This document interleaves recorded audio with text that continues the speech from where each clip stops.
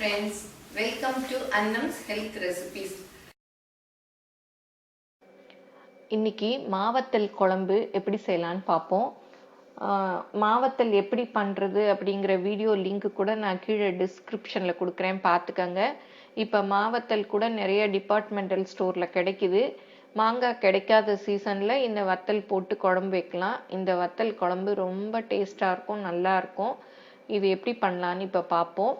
இதுக்கு ஒரு 10லேருந்து 12 மாவத்தல் எடுத்து, ஏன்னா நம்ம உப்பு போட்டு இதை காய வச்சுருப்போம், அதனால ட்ரையாக இருக்கும். அதை தண்ணியில் அப்படியே கொஞ்சம் ஒரு அரை மணி நேரம் ஊற வச்சிடணும். அப்போ உப்பும் கொஞ்சம் போயிடும், இந்த மாவத்தலும் நல்லா ஊறி இருக்கும்.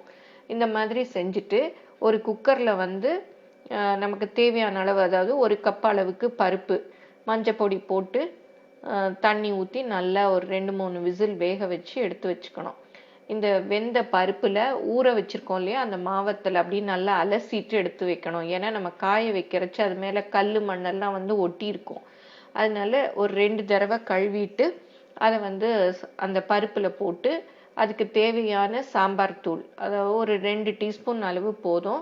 மாவத்தல் ரொம்ப புளிச்சதுன்னா 3 டீஸ்பூன் அளவுக்கு போட்டுக்கலாம். இந்த குழம்புக்கு தேவையான உப்பு அதையும் போட்டு நல்லா குக்கரை மூடி வேக விட்டுறணும். நல்லா வெந்த பிறகு ஒரு வாணலியில் எண்ணெயை சூடு பண்ணி அதில் கடுகு, உளுத்தம்பருப்பு, சீரகம், வெந்தயம், பெருங்காயம் போட்டு தாளிக்கணும். அது நல்லா பொரிஞ்ச உடனே சின்ன வெங்காயம் ஒரு 4-5 பாதி பாதியாக நறுக்கிக்கலாம், இல்லை நீளமாக கூட நறுக்கிக்கலாம். அதையும் போட்டு கருவேப்பிலை, தக்காளி எல்லாத்தையும் போட்டு நல்லா வதக்கணும். உங்களுக்கு பூண்டு ஸ்மெல் பிடிக்கும்னா ஒரு 2 பல் பூண்டை நல்லா தட்டிட்டு இந்த வதக்கிறதுலையே போட்டு நல்லா வதக்கிட்டு இந்த குழம்புல கொட்டிடணும். நல்லா வதக்கிட்டு கொட்டணும். நல்ல வாசமாக நல்லாயிருக்கும். 2 கொதி கொதிக்க விட்டால் மாவத்தல் குழம்பு ரெடி. இதை நம்ம சாதத்தோடு சர்வ் பண்ணலாம். இது இட்லி, தோசை எல்லாத்துக்குமே நல்லாயிருக்கும். நான் இந்த மாவத்தல் குழம்போட பாசிப்பருப்பு சுண்டல், ஜவ்வரிசி வடகம் எல்லாம் வச்சு சர்வ் பண்ணியிருக்கேன். எல்லாரும் செஞ்சு பாருங்கள். எப்படி இருந்ததுன்னு உங்கள் கமெண்ட்ஸை சொல்லுங்கள். தேங்க்யூ.